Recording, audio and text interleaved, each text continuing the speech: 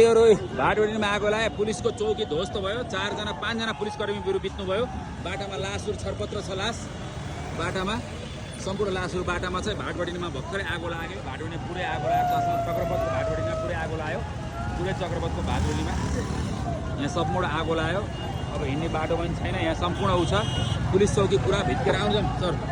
police चौकी पुरै भित्केर चाहिँ उ छ ल हेर्नुहोस् ल पुरै आगो लागेको छ आगो निभाउन साथीहरू प्रयास भएको छैन यहाँ पुरै चौकीहरू तहस नहस भएको छ पुरै चौकी जलेर डिएसपी इन्सपेक्टर सहित सम्पूर्ण 3-4 जना प्रहरीहरू बितेको अवस्था छ यहाँ प्रहरीको बन्दुक खोसेर रिभल्भर खोसेर नै प्रहरीलाई गोली हानेको स्थिति छ यहाँ प्रदर्शनकारीहरूले गाडीहरू बाटोमा तत्पत्र छ यस्तो स्थिति छ अहिले नेपालमा हेर्नुहोस् यो स्थिति छ है साथीहरू भोलि पनि तपाईहरु बाटोमा ननिक्लिनु होला कोही पनि